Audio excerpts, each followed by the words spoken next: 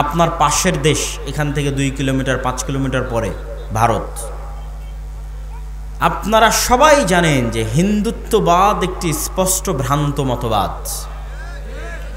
এইরকম স্পষ্ট ভ্রান্তির উপরে তারা কতটা উগ্র, কতটা অ্যাগ্রেসিভ, কতটা কট্টর, কল্পনার বাইরে। আমাদের যুবক ছেলেপেলে ফেসবুকে ট্রল করতেছে যে তারা চট্টগ্রাম নিয়ে নেবে। এটা ট্রল করার নয়, তারা সত্যিকারই এতটা উগ্র যে মন থেকে তারা বিশ্বাস করে যে অখণ্ড ভারত প্রতিষ্ঠা করতে হবে। চট্টগ্রাম, রংপুর, গাইবান্ধা, রাজশাহী, খুলনা, বরিশাল, ঢাকা এগুলো সব তাদের লাগবে, মন থেকে বিশ্বাস করে। ভ্রান্তির উপর থাকার পরও কি পরিমাণ কট্টর হতে পারে। গুজরাতের কসাই 2002 সালে হাজারো মুসলমানের রক্ত যার হাতে রঞ্জিত, তাকে পৃথিবীতে কেউ জঙ্গি সন্ত্রাসী বলে নিষিদ্ধ করতেছে না, সে বহাল তবিয়তে প্রধানমন্ত্রী। আর মুসলমানেরা কোথায় একজনকে গ্রেফতার করেছে, তাই সারাদিন সারা পৃথিবীকে বুঝাতে হচ্ছে আমরা খুব ভালো, আমরা সেকুলার, আমরা সংখ্যালঘুদের গুরু নিরাপত্তা দিই, ডট ডট বলতে বলতে মুখের ফেনা তুলে দিচ্ছে, তাও দুনিয়ার কেউ বিশ্বাস করে না। কেননা তারা বেশি সেকুলার, মুসলমানেরা বেশি সেকুলার। তাদের এক গালে যদি আপনি মারেন তাহলে এরা আর এক গাল পাতি দিয়ে বলবে এই গালটা তো মেরে নাও। কিন্তু আপনি যান ইসরায়েলে, ইসরায়েল গত 24 ঘন্টায় সিরিয়ার 500টা অস্ত্রাগার, গবেষণাগারে হামলা করেছে। ইসরায়েল কাউকে জিজ্ঞেস করেছে যে আমি হামলা করতেছি সিরিয়াতে, আমাকে অনুমতি দাও? আমেরিকাকে জিজ্ঞেস করেনি। ড্যাম কেয়ার, পরোয়া করে না। সে কট্টর, তার নিজের দিনের উপর কট্টর, অ্যাগ্রেসিভ, উগ্র। যে 500টা জায়গায় বোমা হামলা করতে পৃথিবীর কোনো দেশকে জিজ্ঞাসা করার প্রয়োজন মনে করে না, হেজিটেশন ফিল করে না, দ্বিধা ফিল করে না। ওই ইহুদি জাতিকে আমি কাছ থেকে দেখে আসছি যে 500টা জায়গায় আক্রমণ করতে দ্বিধা ফিল করে না, ও দাড়ি রাখতে দ্বিধা ফিল করবে? ওরা ওদের দিনের উপর এরকম কট্টর, ড্যাম কেয়ার। ওরা দাড়ি রাখার সময় পরোয়া করে না কে জঙ্গি বলবে, কে সন্ত্রাসী বলবে। কিন্তু আপনি আপনার সমাজ, আপনার আশপাশ, পাড়া প্রতিবেশী দাড়ি রাখতে যান, হাজারবার চিন্তা করবেন আমাকে কি করবে, আমাকে ফাঁসিয়ে দেবে, মামলা দেবে, এই সেই ডট ডট, অনেক কিছু। এটাকে বলা হয় কলোনিয়াল মাইন্ড সেট আপ। ঔপনিবেশিক দাসত্ব এবং গোলামির একটা ধারা আমরা আমাদের রক্তের মধ্যে বহন করতেছি, আমাদের ব্লাডের মধ্যে। আমরা মানসিকভাবে এখনো স্বাধীন হতে পারি না। এই জন্য আমাদের অজান্তে যে আমার সামনে ভালো ইংরেজি বলে সে একজন স্মার্ট, যে ইংরেজি জানে না সে স্মার্ট নয়। আমাদের অজান্তে যে প্যান্ট শার্ট পরে সে স্মার্ট, যে পাঞ্জাবি দাড়ি টুপি পরে সে স্মার্ট নয়। কিন্তু আপনি ইংল্যান্ড থেকে বের হয়ে স্পেন যান, ইতালি যান, ফ্রান্স যান, বিমানবন্দরে পর্যন্ত ইংরেজি নাই। বিমানবন্দরে পর্যন্ত ইংরেজি না। মানে কেন? ওরা জাতিগতভাবে আমাদের চেয়ে মানসিকভাবে স্বাধীন। সে পরোয়া করে না কেন আমি ইংরেজি শিখব, তাকে আমার ফরাসি ভাষা শিখতে হবে। এইরকম মানসিকভাবে তারা উগ্র এবং স্বাধীন। তাহলে আপনার পার্শ্ববর্তী দেশ তার দিনের উপর কট্টর, উগ্র এবং অ্যাগ্রেসিভ এবং ড্যাম কেয়ার, পরোয়া করে না।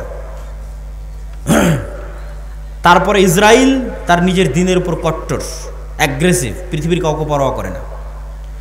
অসংখ্য খ্রিস্টান কান্ট্রি, তাদের ওই সমস্ত দল ক্ষমতায় আসতেছে যারা ডানপন্থী কট্টর। তাহলে এত এত কট্টরের মধ্যে আপনি সেকুলার হয়ে বাঁচতে পারবেন না।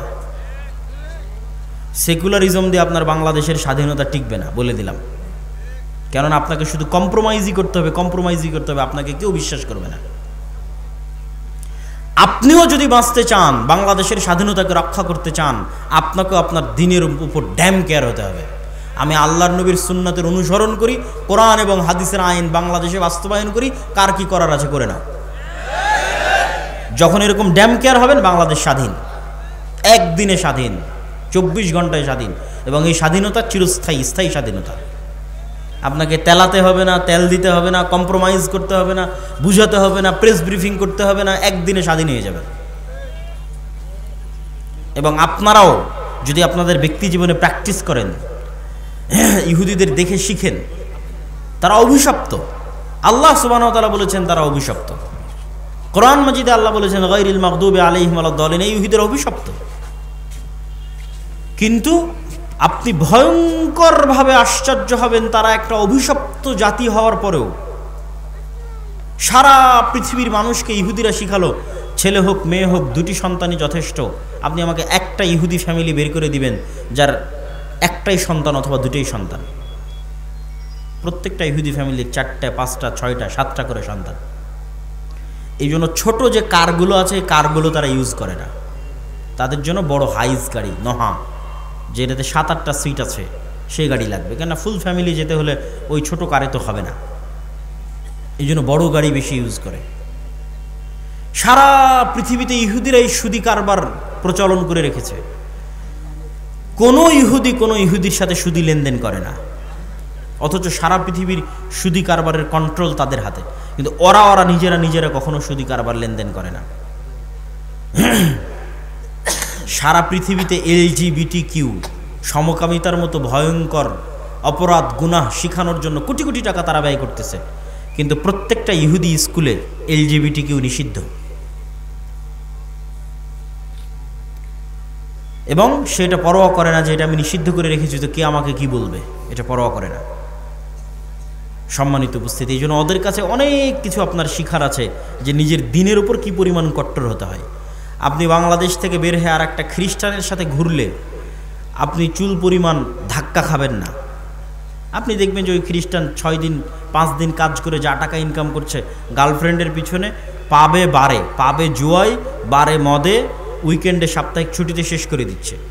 ফলত আপনার কাছে মনে হবে এটাই দুনিয়া, কিন্তু যখন আপনি একটা ইহুদির কাছে যাবেন, ইহুদির সাথে উঠা বসা করবেন, আপনি আশ্চর্য হবেন। আপনার হালালের চাইতে ওর হালাল খাওয়ার রেস্ট্রিকশন বেশি কঠিন। মদ শুকুর খাওয়া তো বহু দূরের কথা, ওর রেস্ট্রিকশনের জ্বালাতে আপনি টিকতে পারবেন না। আপনি বলবেন বাবারে আমরা কত বাছাই করি, তার চাইতে দেখি এরা আরও বেশি বাছাই করে। কি পরিমাণ কট্টর তাদের দিনের উপর। এমন কোনো রেস্টুরেন্ট নাই যে রেস্টুরেন্টে একজন হুজুরকে নিয়োগ দেওয়া নাই, যেই হুজুরের কোনো কাজ নাই, ওই ইহুদি রাবাইর কোনো কাজ নাই। একটাই কাজ, শুধু রান্নাটা হালাল পদ্ধতিতে হচ্ছে কিনা সেটা দেখবে। আপনাদের বালিয়াডাঙ্গি বাজারে যতগুলো রেস্টুরেন্ট আছে, মনে করেন প্রত্যেকটা রেস্টুরেন্ট মালিক একটা করে হুজুরকে চাকরি দিয়ে রেখেছে। হুজুরের কি কাজ? শুধু দেখবে যে রেস্টুরেন্টের রান্না কিভাবে হচ্ছে, হালাল অনুযায়ী হচ্ছে, ব্যাস। প্রত্যেকটা ইহুদি রেস্টুরেন্টে একজন করে রাবাই আছে। ডিমটা ভেঙে দিবে রাবাই, গরু মহিষ মুরগি জবাই করে দিবে রাবাই। পুরো নিয়ম কানুন ইহুদি ধর্ম অনুযায়ী পরিচালিত হচ্ছে কিনা তা দেখবে। কি পরিমাণ কট্টর হতে পারে তাদের দিনের উপর। ওদের 90 জন দাড়ি রাখে, আপনাদের কয়জন দাড়ি রাখে? কেন আপনারা দাড়ি রাখার বিষয়ে হেজিটেশন ফিল করেন, আপনারা দ্বিধায় ভোগেন, আপনার দিনের উপর আপনার কট্টরতা নাই, আপনার বিশ্বাস নাই, কিন্তু সে ড্যাম কেয়ার, সে পরোয়া করে না। আপনার পার্শ্ববর্তী দেশ হিন্দু, সে পরোয়া করে না, তার কপালে সিঁদুর দিবে, হাতে বালা দিবে, আরেকজন মুসলমানকে জোর করে বলাবে যে বল জয় শ্রীরাম, পরোয়া করে না, ড্যাম কেয়ার। কিন্তু আপনি কেন ভীতু কাপুরুষ? কেন আপনি হেজিটেশন ফিল করেন আপনার দিনের উপর? আপনি যতদিন হেজিটেশন ফিল করবেন গোলাম থাকবেন। কট্টর হন যে আমার দিনের জন্য আমি জীবন দিয়ে দেবো, যা করার করো। একদিনে স্বাধীন, আজীবনের গোলামি থেকে একদিনে স্বাধীন। এটা গেল 1 নাম্বার, যে আমাদেরকে আমাদের দিনের উপর, আমাদের আল্লাহর নবীর সুন্নাতের উপর, আল্লাহ সুবহানাহু ওয়া তাআলার বিধানের উপর উইদাউট এনি কম্প্রোমাইজ কট্টর হতে হবে। কোনো প্রকার ছাড়, মিউ ছাড়া কট্টর হতে হবে। এটা আমার দিন, আমি এটা মানবো, এটা আমি চাই। আপনি স্বাধীন হয়ে যাবেন। তারপরে আমাদের করণীয় কি? তারপরে আমাদের করণীয় হচ্ছে আমাদের যুবক সমাজ, আমাদের ছেলে মেয়েরা, তাদের যুবক সমাজ এবং তাদের ছেলে মেয়েদের চেয়ে পিছিয়ে আছে নেশা, মাদকতা, ডিভাইস আসক্তি, mobile, TikTok, Facebook, reels, video game, free fire, PUBG, মদ, জুয়া, বিড়ি, সিগারেট, গাঞ্জা। এগুলোর মধ্যে আমাদের যুবক এবং ছাত্র সমাজ তাদের চারিত্রিক এবং নৈতিক পদস্খলন ঘটিয়ে ফেলেছে। ফলত তাদের প্রোডাক্টিভিটি নাই। মানুষও একটা মেশিন, এই মেশিনের একটা কাজ আছে, তাকে উৎপাদন করতে হবে। আপনারা যারা গার্মেন্টসে কাজ করেন, সেখানে উৎপাদন হয়, কতটা কাপড় তৈরি হলো গণনা করা হয়। আপনি একটা মেশিন, আপনি কি উৎপাদন করছেন? আমাদের যুবক সমাজ কি উৎপাদন করছে? সে তো শুধু সময় নষ্ট করছে। কিন্তু ওই সমস্ত দেশের যাদেরকে আমরা রোজ সকাল সন্ধ্যা গালি দিচ্ছি, গালি দিয়ে লাভ নাই। তারা তাদের সময়কে নষ্ট করে না, তারা তাদের সময়কে কাজে লাগায়, তারা প্রোডাক্টিভ। আর আল্লাহ সুবহানাহু ওয়া তাআলা পৃথিবীকে যেই সিস্টেমে ডেভেলপ করেছেন, ওই সিস্টেমে যদি একটা হিন্দুও চলে, একটা ইহুদিও চলে, আল্লাহ বাধা দিবেন না, ওই সিস্টেম অনুযায়ী তার কাজ হবে। এই কথাটা মনে হয় বুঝলেন না। আল্লাহ পৃথিবীতে সিস্টেম তৈরি করেছে, আগুন জ্বালায়। আগুন কি করে? ছুরি কাটে। তো এখন একজন যদি আর একজনের উপর ছুরি কাটে, তো 99% সময় আল্লাহ সুবহানাহু ওয়া তাআলা দেখবেন না কাকে কাটছে। অন্যায় ছুরিকে আল্লাহ কাটার কাজ দিয়ে, যেভাবে আল্লাহ পৃথিবী ডেভেলপ করেছে, আর একজন কাটছে, কেটে যাবে। ওই অনেক স্বল্প সময় ইতিহাসে এক একটা দেখানোর জন্য ইব্রাহিম আলাইহিস সালাতু ওয়াস সালামকে আগুনে ফেলে দেওয়া হয়েছে, জ্বলেনি। এক একটা দেখানোর জন্য, আল্লাহর ক্ষমতা, মুজিজা দেখানোর জন্য। কিন্তু আসলে আপনি মুমিনকে ফেলেন, মুসলিমকে ফেলেন, তাহাজ্জুদ গুজারকে ফেলেন, আল্লাহ পৃথিবী ডেভেলপ করেছে এইভাবে যে আগুনে ফেললে আগুন জ্বালিয়ে দিবে। কাকে ফেললো এটা দেখার বিষয় নয়, আগুনে ফেললে জ্বলবে। তো আল্লাহ সুবহানাহু ওয়া তাআলা পৃথিবী ডেভেলপ করেছে যে জ্ঞানে, বিজ্ঞানে, প্রযুক্তিতে যত বেশি এগিয়ে যাবে, পৃথিবীতে ক্ষমতা তার থাকবে। তখন জ্ঞানে খ্রিস্টান আগিয়ে গেল কি মুসলমান আগিয়ে গেল, আল্লাহ সুবহানাহু ওয়া তাআলা এটা দেখবেন না। পরিশ্রম করে জ্ঞানে ইহুদি আগিয়ে গেছে, পৃথিবী ওদের। পরিশ্রম করে জ্ঞানে আমেরিকা এগিয়ে গেছে, পৃথিবী ওদের। মুসলমানের সন্তান পরিশ্রম করে না, মদ জুয়া আড্ডা নিয়ে ব্যস্ত থাকে, তোরা গোলাম।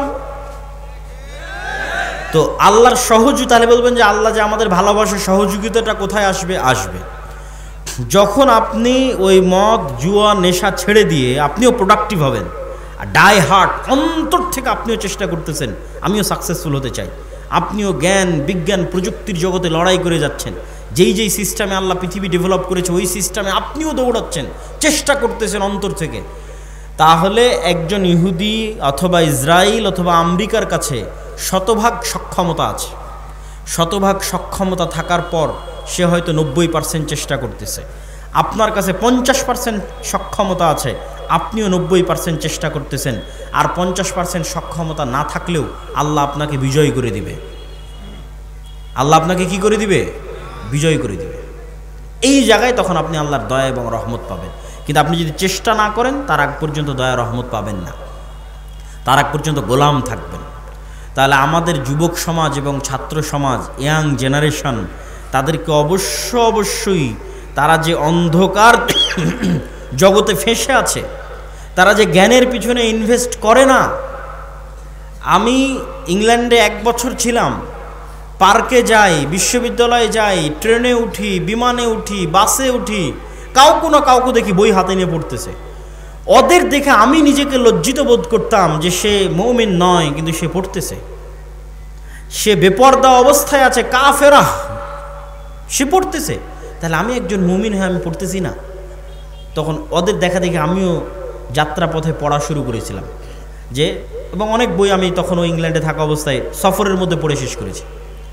কিন্তু বাংলাদেশে আসার পর এখন পর্যন্ত আর কোথাও দেখলাম না যে একটা মানুষ কোথাও বই হাতে নিয়ে পড়তেছে। তখন আমার মধ্যে থেকে ওই স্বভাবটা হারিয়ে গেছে। তাহলে আমাদের মধ্যে পড়ার এবং জ্ঞান অর্জনের আগ্রহ নাই। আমাদের সাধারণ সেকুলার ছাত্র জনতা তো বহুদূরে থাক, ইসলামপন্থী মানুষজন তাদের সময় নষ্ট করে পারস্পরিক হিংসা বিদ্বেষ, গুতাগুতি, মারামারি, ঠেলাঠেলি, গীবত, পরনিন্দায়।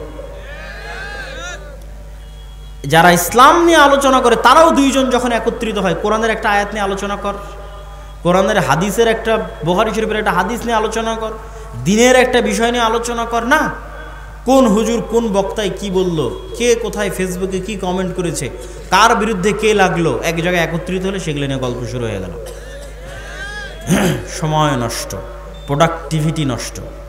অতএব হে যুবক সমাজ, হে ছাত্র ভাইয়েরা, আমরা যদি আমাদের সময়কে সঠিকভাবে কাজে না লাগাই, জ্ঞান অর্জন না করি, তাহলে আমরা কখনোই পৃথিবীতে আর 10টা জাতির সাথে পাল্লা দিয়ে স্বাধীন হতে পারবো না। গোলাম থাকতে হবে, গোলাম আছি, গোলাম থাকতে হবে। আমি চেষ্টা না করলে আল্লাহ রাস্তা দেখাবে না। অতএব আমাদের জাতির মুক্তির জন্য কাউকে না দেখে হলে অন্তত আপনার পাশে যারা আছে তাদের দেখে শিখেন। হিন্দুদেরকে দেখে শিখেন, আপনারা তাদের নিয়ে কত হাসি ঠাট্টা করেন, কত মজাক করেন, অথচ পৃথিবীর দ্বিতীয় সিলিকন ভ্যালি হিন্দুরা বেঙ্গলোরে বানায়েছে। আমেরিকাতে একটা সিলিকন ভ্যালি আছে, জ্ঞান বিজ্ঞান প্রযুক্তির সেন্টার। দ্বিতীয়টা হিন্দুরা বানিয়েছে বেঙ্গলোরে, পড়াশোনা করে, জ্ঞান অর্জন করে। অতএব তাদের কিনে ট্রোল করে হাসি ঠাট্টা করে লাভ নেই। আপনারা পড়েন, শিখেন, জ্ঞান অর্জন করেন, টেক্কা দেন পৃথিবীর সাথে, না হলে আমাদেরকে গোলাম থাকতেই হবে। আমি আমার বক্তব্যের সারমর্ম করতে চাই। শুরুতে কি বলেছিলাম মনে আছে? সব হয়তো ভুলে গেছেন। শুরুতে বলেছিলাম যে আজকে এখনই 2 বছরের মধ্যে 1 বছরের মধ্যে ভোট করে ক্ষমতায় যেতে হবে, এই চিন্তা বাদ দিয়ে চিন্তা করতে হবে 100 বছর পর ইসলাম বাংলাদেশের ক্ষমতায় আসবে কোনো কম্প্রোমাইজ ছাড়া এবং স্থায়ীভাবে। তার জন্য কি করা লাগবে সেটা করেন। 100 বছর পর ইসলাম বাংলাদেশের ক্ষমতায় আসবে উইদাউট এনি কম্প্রোমাইজ এবং স্থায়ীভাবে। তার জন্য কি করা লাগবে? তার জন্য শক্তিশালী প্রতিষ্ঠান লাগবে, শক্তিশালী মিডিয়া লাগবে, শক্তিশালী অর্থনৈতিক প্রতিষ্ঠান লাগবে। সেগুলো প্রতিষ্ঠা করার পিছনে আমাদের সময় এবং শ্রম দিতে হবে। তারপরে কি তুলে ধরেছি? তারপরে আপনাদের সামনে তুলে ধরেছি যে আমাদের ব্যক্তিগত সামাজিক জীবনে ন্যায়পরায়ণতা যদি না থাকে, আমরা কখনোই আল্লাহর দয়ায় ক্ষমতায় যেতে পারবো না। অতএব আমাদের ব্যক্তিগত জীবনে কি লাগবে? ন্যায়পরায়ণতা লাগবে। এবং ন্যায়পরায়ণতার উদাহরণ দিতে গিয়ে বলেছি, আমরা আমাদের স্ত্রীদের সাথেও ন্যায়পরায়ণ নই। আপনি জিজ্ঞেস করেন আপনি আপনার স্ত্রীর সাথে ন্যায়পরায়ণ কিনা। আপনার বউকে জিজ্ঞেস করেন সে তার শাশুড়ির সাথে ন্যায়পরায়ণ কিনা। শাশুড়িকে জিজ্ঞেস করেন সে তার বৌমার সাথে ন্যায়পরায়ণ কিনা। সমাজে যত অশান্তি, ফিতনা এবং ফাসাদ বিরাজ করছে তার প্রত্যেকটা কারণ হচ্ছে ন্যায়পরায়ণতা না থাকা। ইসলামী দলে দলে মারামারি, মাদ্রাসায় মাদ্রাসায় মারামারি, হুজুরে হুজুরে মারামারি, এগুলো একটাও ফতোয়ার কারণ নয়, ডাহা মিথ্যা কথা। কোনো ফতোয়ার সমস্যা নাই, ন্যায়পরায়ণতা নাই। হয় দলের আমির জালেম, না হয় মামুর জালেম। হয় দলের আমির মাজলুম, না হয় মামুর মাজলুম। হয় দলের আমির মিথ্যুক, না হয় মামুর মিথ্যুক। হয় মসজিদের সভাপতি জালেম, না হয় মসজিদের ইমাম সাহেব জালেম। হয় মসজিদের সভাপতি মাজলুম, না হয় ইমাম সাহেব মাজলুম। যত জায়গায় সমস্যা আছে প্রত্যেকটা জায়গায় ন্যায়পরায়ণতার অভাব আছে। এই জন্য মুসলমানদের প্র্যাকটিস করতে হবে নিজেদের ব্যক্তি, সমাজ এবং পারিবারিক জীবনে ন্যায়পরায়ণতা প্রতিষ্ঠা করার। 3 নাম্বার কি বলেছি? আমাদেরকে আমাদের দিনের উপর কট্টর হতে হবে এবং কলোনিয়াল মাইন্ড সেট আপ, 190 বছর ব্রিটিশদের যে গোলামি করেছি, ওই গোলামি করতে গিয়ে আমাদের রক্তের মধ্যে ঢুকে গেছে যে যার দাড়ি চাছা সে স্মার্ট, আর যার মুখে দাড়ি আছে সে আনস্মার্ট।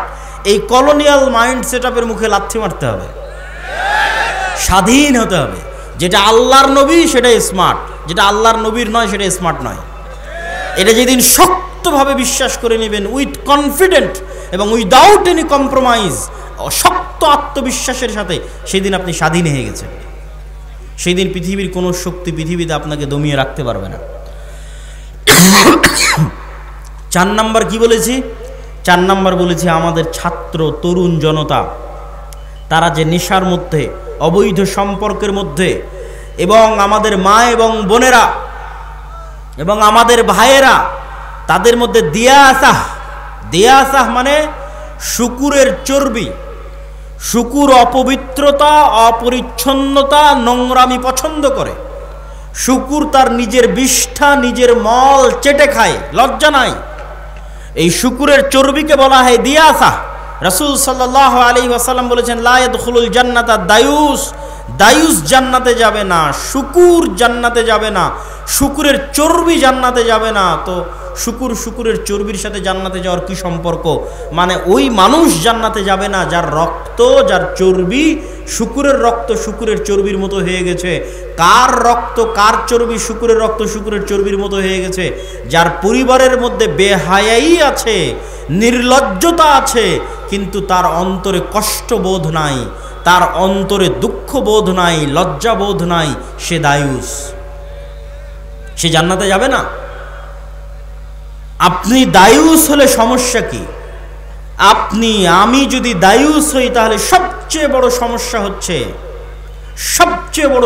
হচ্ছে বাবা দায়ুস বা ভাই দায়ুস, তার মেয়ে অথবা তার বোন বেপরদা অবস্থায় চলাফেরা করে, অথবা তার স্বামী দায়ুস, স্ত্রী বেপরদা অবস্থায় চলাফেরা করে, তার অন্তরে কোনো ব্যথা নাই, মানে তার রক্ত শুকুরের রক্ত হয়ে গেছে। এই মানুষ আর ওই বেপর্দা যে স্ত্রী, এই দুইজনের ঘরে কখনোই সাহসী পুরুষের জন্ম হবে না।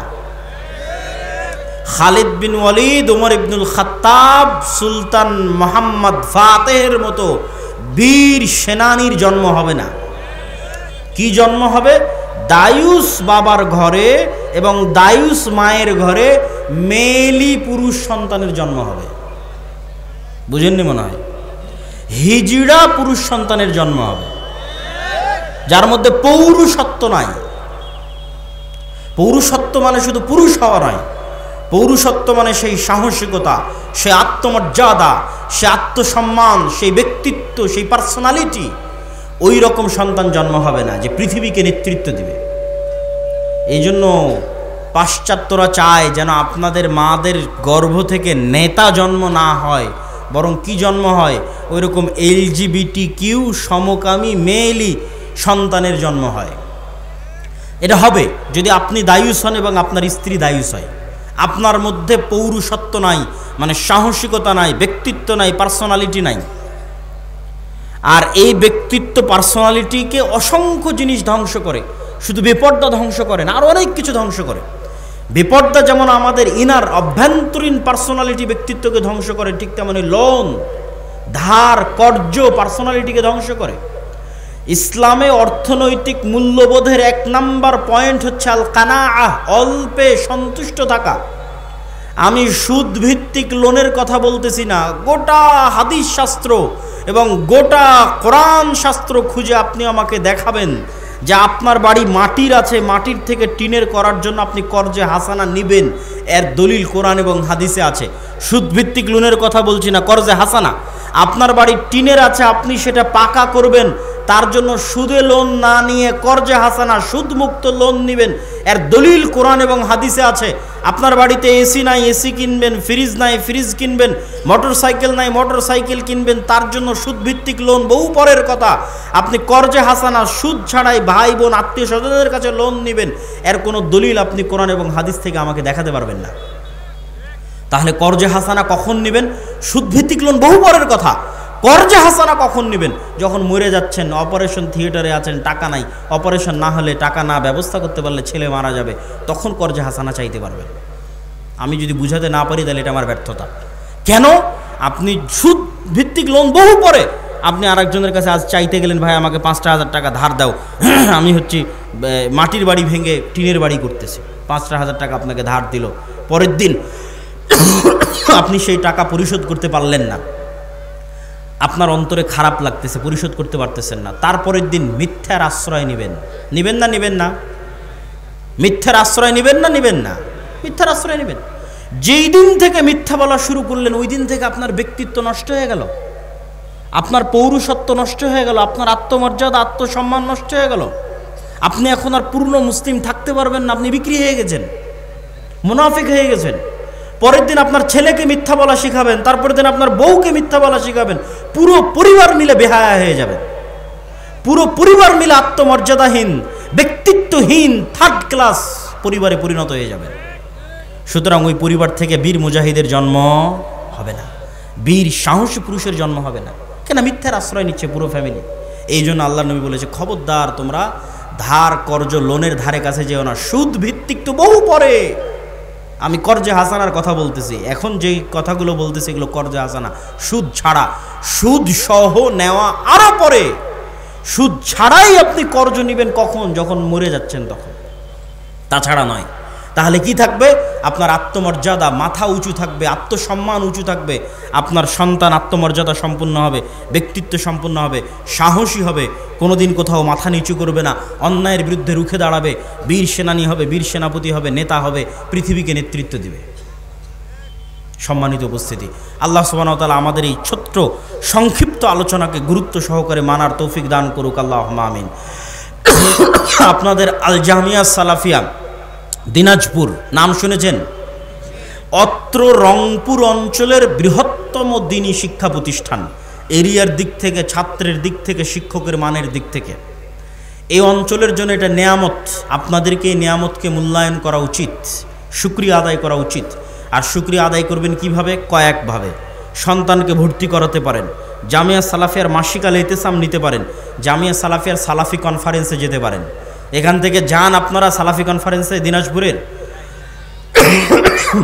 এইবারের সালাফি কনফারেন্স কয় তারিখে আছে কে বলতে পারবেন? আপনারা তো খবরই রাখেন না, তাহলে কেমনে হবে? যে 30 এবং 31 জানুয়ারি আল জামিয়া সালাফিয়া দিনাজপুরের সালাফি কনফারেন্স। দেশ এবং বিদেশের বড় বড় বক্তাগণ 2 দিন ব্যাপী থাকবেন। আপনারা সেখানে জনগণ সহ বাস সহ উপস্থিত হওয়ার চেষ্টা করবেন। মাসিক আল ইতিসামের কোনো এজেন্ট আছে আপনাদের এলাকায়? এই পুরো অনুষ্ঠানের মধ্যে কেউ আছে মাসিক আল ইতিসামের এজেন্ট?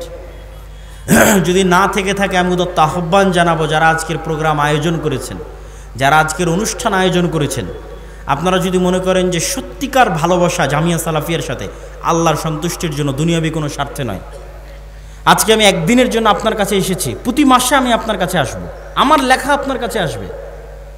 গত মাসের সম্পাদকীয় পড়ে দেখেন, তার আগের মাসের সম্পাদকীয় পড়ে দেখেন, এই মাসের যে সম্পাদকীয় আসতেছে জানুয়ারির সংখ্যায় সেটা পড়ে দেখেন। জানুয়ারি সংখ্যার সম্পাদকীয় সিরিয়ার ওপর লেখা আছে। আজকে সিরিয়ার ওপর কোনো আলোচনাই করিনি। প্রতি মাসে আমাদের মেসেজ, আমাদের বক্তব্য আপনার কাছে চলে আসবে। স্থায়ী সম্পর্ক, এই স্থায়ী সম্পর্কগুলোকে গুরুত্ব দিবেন। দাওয়া ইলাল্লাহর মক্তব পরিচালিত হচ্ছে। 400টার মতো মক্তবের মধ্যে জাতীয় মক্তব প্রতিযোগিতা আয়োজন হয়েছে। এই সকল মক্তবের শিক্ষকদের যাতায়াত খরচ দিয়ে জামিয়া সালাফিয়া ডাঙ্গিপাড়াতে আমরা প্রশিক্ষণ দিয়েছি, সিলেবাস দিয়েছি। তাহলে এই মক্তবগুলোর মতো যদি আপনারা আপনাদের মক্তব পরিচালিত না করেন, এত সুযোগ সুবিধা দেওয়ার পরও, তাহলে দায়ী আমরা না, আপনারা। আপনার ইমাম আমার জামিয়া সালাফিয়া থেকে ট্রেনিং দিবে, এর জন্য টাকা লাগবে না, আমি যাতায়াত খরচ দিব। ওখানে থাকা থেকে খেয়ে ট্রেনিং নিবে, তার থাকা খাওয়া খরচ আমি দিব। কেন আপনারা আপনাদের মক্তবের ইমামদের পাঠাচ্ছেন না?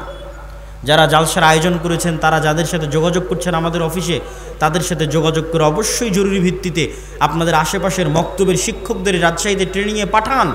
দেখবেন ট্রেনিং নিয়ে আসার পরে গ্রাম পরিবর্তন হয়ে গেছে, গ্রামের ছোট ছোট বাচ্চাদের দিন শিক্ষা পরিবর্তন হয়ে গেছে।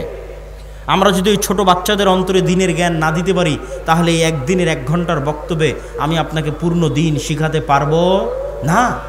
কোথায় আজ বছরে 3, 4, 5 বছরে এখানে একবার আসলাম, কিন্তু আমি অল টাইম আপনার গ্রামে থাকবো। আমার সিলেবাস অনুযায়ী আপনার বক্তব্যটা চালান। আপনার শিক্ষককে আমাদের জামিয়া সালাফিয়া থেকে ট্রেনিং দিয়ে নিয়ে আসেন, তাহলে আমি আব্দুল্লাহ 24 ঘন্টা আপনার গ্রামে আছি, আপনার ছেলেদের সাথে আছে, আপনার সন্তানদের সাথে আছে। মাসিক আল ইতিসামের এজেন্ট হন, আমরা প্রতি মাসে আপনাদের কাছে চলে আসতেছি। সম্মানিত উপস্থিতি, জামিয়া সালাফিয়ার সার্বিক কাজের জন্য আপনারা আল্লাহ সুবহানাহু ওয়া তাআলার নিকটে দোয়া করবেন, আল্লাহ সুবহানাহু ওয়া তাআলা যেন কবুল করে, আল্লাহুম্মা আমিন। জামিয়া সালাফিয়া ডাঙ্গিপাড়া বাবা রাজশাহী, জামিয়া সালাফিয়া রূপগঞ্জ নারায়ণগঞ্জ, জামিয়া সালাফিয়া তেঘরা বিরল দিনাজপুর, জামিয়া সালাফিয়া বরিশাল, এই প্রত্যেক প্রতিষ্ঠানগুলো মিলে প্রায় 5000 ছাত্রছাত্রী, 250 থেকে 300 শিক্ষক শিক্ষিকা কর্মকর্তা কর্মচারী। মাসিক আল ইতিসাম, মাকতাবাতুস সালাফ, আদ-দাওয়া ইলাল্লাহ, এগুলো সব মিলিয়ে যে বৃহৎ কার্যক্রম চলতেছে। রূপগঞ্জ নারায়ণগঞ্জে 10,000 মুসল্লি সালাত আদায় করতে পারবে। এই মসজিদ নির্মাণ চলতেছে, যার বেসমেন্ট ঢালাই কিছুদিন আগে হলো। আর আপনাদের তেঘরা বিরল দিনাজপুরেও মসজিদের কার্যক্রম শুরু